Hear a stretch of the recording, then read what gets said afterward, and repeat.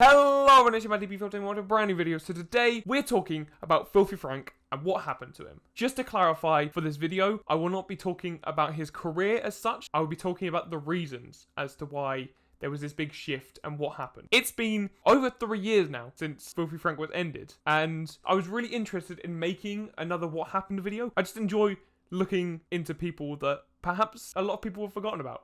I know it's hard to forget about Filthy Frank, don't worry. But before today, I didn't really know the reasons as to why. I knew kind of a couple of tidbits here and there, but I thought I'll go into detail, I'll research, I'll have a look through all the reasons. And I think for you today, I have narrowed it down to 4 main reasons. There is countless reasons as to why someone would switch over. I'm not saying these are all the reasons. I'm saying personally, these are the main 4. They're the ones I'm going to focus on specifically. Just for a tiny bit of context, I'm sure everyone knows who it is. He was a YouTuber under the moniker of Filthy Frank. Everything you've known about this Omniverse is a lie. Franku! It's all a lie! Played lots of different characters, did lots of different sketches. Very, it was back in the day of edginess. But he wasn't edgy for the sake of edgy. It was genuinely funny and great content. He was an innovator of this genre of really not knowing where the line can be drawn. And it was the era of YouTube where anything goes. If it's funny, then it'll bang. No matter how vulgar or how rude it is. I personally loved it. But this video is the reasons for the switch. The finale of Filthy Frank came out on the 27th of September 2017, so over 3 years ago. Doesn't feel like 3 years, but he's done some mental things since then. So what could draw a man who has so much success on YouTube just to instantly drop it? Now, a lot of people on YouTube have made a slight ease into mainstream, and eventually they'll quit. However, Filthy Frank seemed very drastic. It almost seemed like one day he was loving it, and the next there was probably a couple of months of speculation on what was going on with him, and then he just dropped it and moved on to mainstream music, which again, he has done incredible with. In my opinion, I'm not counting the likes of Justin Bieber in this because he did covers and whatnot. Joji was a genuine YouTuber who spent a lot of his life on it. He is the most successful YouTube musician artist that I can think of off the top of my head. I'm sure there is more. I'm sure there is ones that are bigger. But enough of that. I don't want to make this video very long at all because I've got brief points to brush over. The first point I want to get across is he quit in 2017. This was the time of the Adpocalypse, this big event where so many different sponsors and advertisers on YouTube just pulled out because they were realizing that a lot of the content on YouTube was not advertiser friendly. The money coming into YouTubers just dropped to rock bottom. YouTubers were not earning barely any money. Loads had to quit, and overall for him, it was not financially viable. It was something he enjoyed doing, however, which is why I wouldn't say this was solely the reason. In fact, out of the 4, I would say this is certainly the least. It certainly contributed towards it as it was not financially viable for him to carry on. However, if it wasn't for the other reasons on this list, I think he would have carried on no matter what kind of the income was. The next one I want to talk about is he had been doing this since he was 17. And at the time he quit, he was around 24, 25. And he'd been doing it for a long time, very consistently. It's fairly clear that perhaps he had gotten bored of it. Not bored in the fact that the videos he was making that were newer, he wasn't enjoying.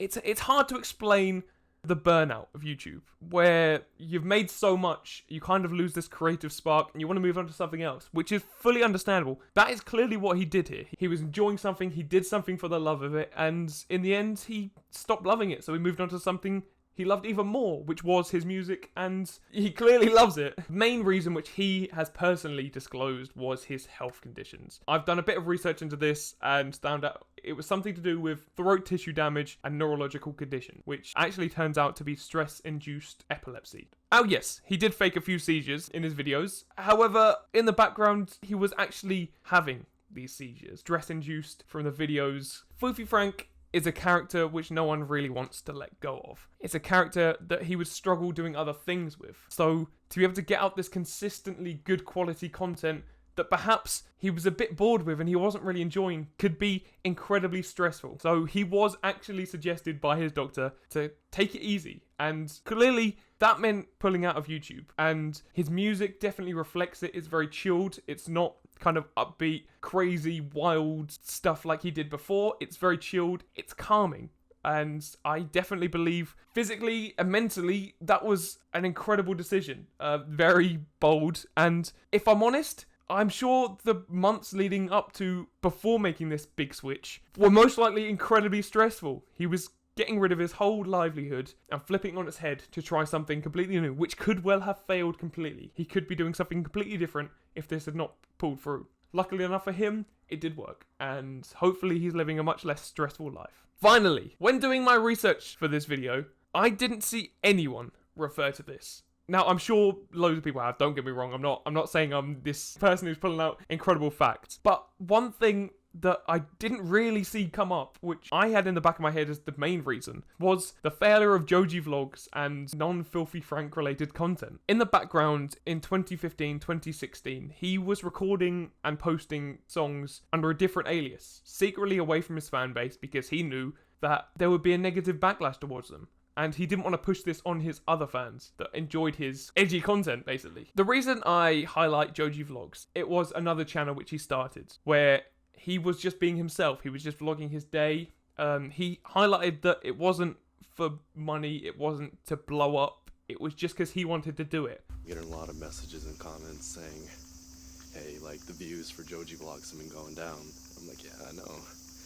Because I haven't been sharing them on Filthy Frank related social media, like the Facebook group, stuff like that, you know, because I'm trying to separate it. You know, I'm not gonna push it onto